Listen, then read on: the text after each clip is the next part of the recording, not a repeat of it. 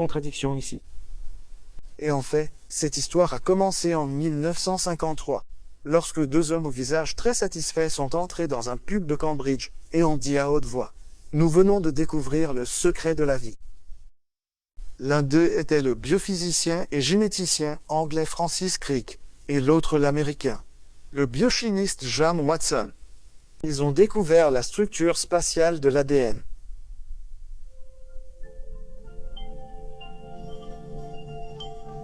En 1988, l'un des co-découvreurs de la double hélice de l'ADN, le lauréat du prix Nobel John Watson, a publiquement exprimé l'idée que la science était sur le point de découvrir la base chimique de l'hérédité humaine.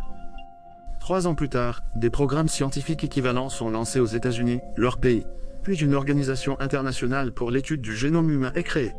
Au total, les recherches menées sous l'égide de cette organisation ont duré 12 ans et ont coûté, selon des données non officielles, plus de 3 milliards de dollars.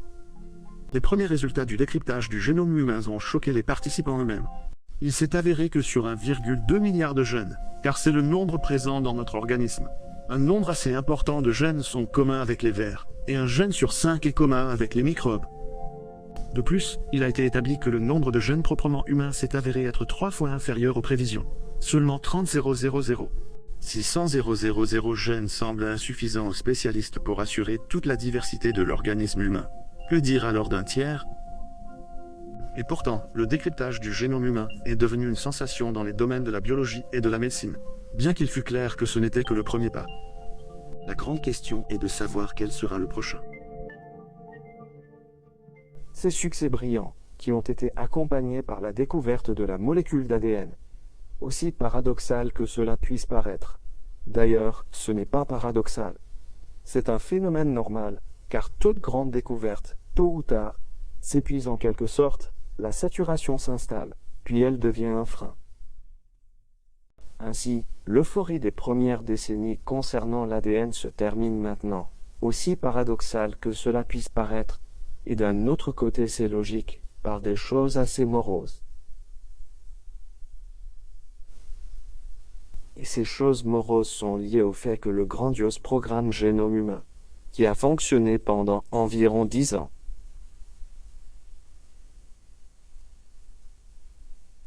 et pour lequel des fonds absolument énormes ont été dépensés, des dizaines de milliards de dollars. Et notre pays y a participé, c'est terminé, comme on dit, par la montagne qui a accouché d'une souris.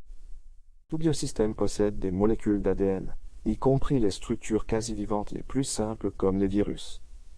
Ainsi, cette molécule d'ADN ne contient qu'environ 35 000 gènes.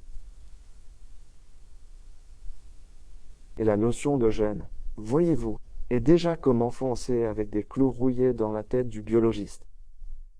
Si auparavant la notion de gène était niée, elle est maintenant devenue un tel axiome, un dogme, que le gène est un morceau d'ADN responsable de la synthèse des protéines.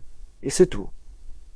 Il s'est avéré que déchiffrer cette séquence, c'est à peu près la même chose que de prononcer une par une les lettres d'un mot, pour ensuite obtenir le mot. Mais le fait est que les mots forment des phrases, et il faut aussi savoir lire ces phrases. Et aujourd'hui, le génome est à 98-99% une chose totalement incompréhensible pour les scientifiques modernes. Et ces 98-99%, les scientifiques d'aujourd'hui les appellent avec sympathie poubelle, sans savoir ce qui se cache derrière ce concept. Ça n'a absolument aucun sens. Donc, les biologistes sont incapables, les généticiens sont incapables d'expliquer les fonctions de la majeure partie des molécules d'ADN dans nos chromosomes. Ils la qualifient simplement de poubelle. En réalité, les fonctions principales s'y trouvent probablement. Pourquoi? Je le répète, le programme Génome humain a démontré que le génome humain, l'appareil génétique humain, possède environ 35 000 gènes, pratiquement identiques à ceux, par exemple, de la drosophile, d'un petit ver, d'un porc ou d'un singe. La question se pose immédiatement. En quoi nous différencions-nous d'eux dans ce cas? Si génétiquement, au niveau des gènes, nous ne nous différencions en rien. C'est un paradoxe, une pure bêtise. Et là, les biologistes, les généticiens, pour ainsi dire, détournent les yeux avec embarras, trouvent toutes sortes de mots, pour ainsi dire, que oui, ces gènes sont dans différentes combinaisons. Que chez eux, colis fonctionne dans une combinaison, chez l'homme dans une autre, chez la mouche dans une troisième. Mais ce ne sont que des prétextes. Et la vérité réside précisément dans le fait que les protéines sont principalement des enzymes. C'est un ensemble de travail, une boîte à outils universelle pour tous les organismes. Un humain, un animal, une plante, une bactérie ou un virus. Cela signifie un seul et même ensemble d'outils de travail qui réalisent le métabolisme ou l'échange de substances. Mais donc, quand il faut expliquer en quoi nous nous différencions génétiquement, après tout, l'information héréditaire est contenue dans nos chromosomes et nulle part ailleurs. Et c'est là qu'est le paradoxe, et c'est une impasse. Et c'est là que de mauvaises choses ont commencé. Puisque les biologistes considèrent que c'est le seul matériel génétique significatif, c'est-à-dire les gènes, ils ont commencé à manipuler ces gènes sans hésiter, à les introduire dans différents organismes. On a commencé à combiner, parce qu'il y a des enzymes utiles qui produisent des protéines utiles. Voici un exemple. La pomme de terre, le dorifort la dévore. Il faut faire quelque chose. Et ils l'ont fait. Les généticiens ont introduit un gène dans la pomme de terre.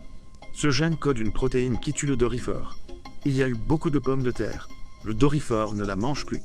On a maintenant besoin de tomates qui ne pourrissent pas, de betteraves super sucrées ou de plantes capables d'accumuler la vitamine E, nécessaire au métabolisme humain.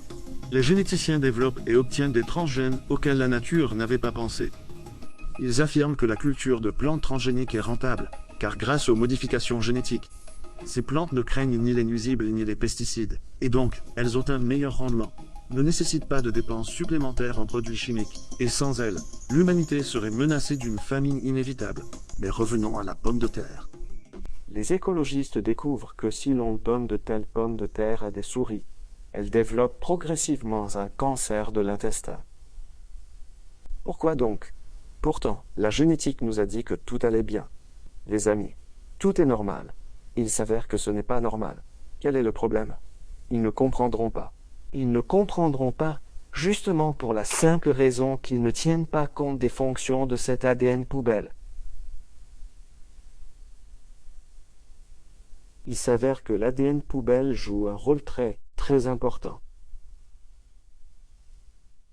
Comment peuvent-ils jouer un rôle important s'ils sont si simples? Il faut changer de paradigme ici. Il s'avère que le codage dans nos chromosomes s'effectue à 2 niveaux. Au minimum, à 2 niveaux. En réalité, ces niveaux sont très nombreux. Le premier niveau est le niveau du codage matériel, lorsque ces protéines enzymes sont principalement codées. Ce sont ces fameux 1-2%. Mais ces 98-99% de poubelles, eux, effectuent le codage sur une base complètement différente. De quelle manière cela peut-il se produire? Pour le dire de manière très simplifiée, ces 98-99% de poubelles de notre ADN représentent, au sens physique, des cristaux liquides.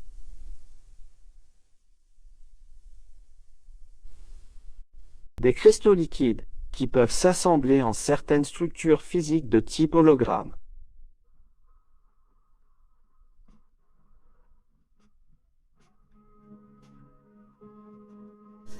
Si l'on dirige un rayon de lumière sur un hologramme, une image lumineuse en volume apparaît. Ce peut être l'image de n'importe quoi, d'un humain, d'un animal ou d'une plante. Cette image est décomposée, pour ainsi dire, en minuscules morceaux. Seulement, il ne faut pas penser de manière simpliste que, par exemple, dans l'ovule fécondé se trouve l'image toute faite d'un être humain adulte. Tout système, tout organisme, doit être construit selon un certain programme, c'est logique. S'il n'y a pas de plan préliminaire, ou s'il est déformé, une mutation génétique apparaît. On essaie d'expliquer que oui, voyez-vous, les gènes ont muté. Oui, en effet, il arrive que des gènes connus, les gènes dits morphogénétiques, mutent et que ce genre d'anomalies apparaissent. Mais ici, il faut expliquer que parmi ces 2% de gènes qui codent principalement les protéines, il y a aussi des gènes qui déterminent la morphogenèse, c'est-à-dire la structure de l'organisme.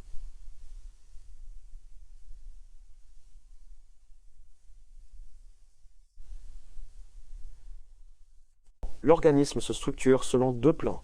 Je l'ai dit, le premier est un hologramme.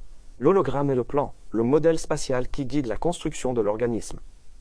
Mais il s'avère qu'il y a aussi des programmes textuels dans ces chromosomes. Mais les textes nous sont pour l'instant incompréhensibles. Mais ils sont écrits sur les mêmes principes que le langage humain. L'ADN est un texte, et les protéines, qui sont une copie, en fait un transcodage d'une langue à une autre, c'est-à-dire du langage de l'ADN au langage des protéines. Les protéines sont aussi des textes. Et il s'avère que, eh bien, pour simplifier, je dirais que cette course des protéines demandant sans cesse de nouvelles protéines, c'est comme sur une machine à écrire. On tape des textes. Des textes sont tapés et des phrases protéiques, des propositions protéiques apparaissent, comme des programmes informatiques, qui à leur tour définissent certains détails dans la structure de l'organisme. Il y a donc deux plans de construction. Nous en arrivons à la conclusion que ces 99% de déchets ne sont en fait pas du tout des déchets.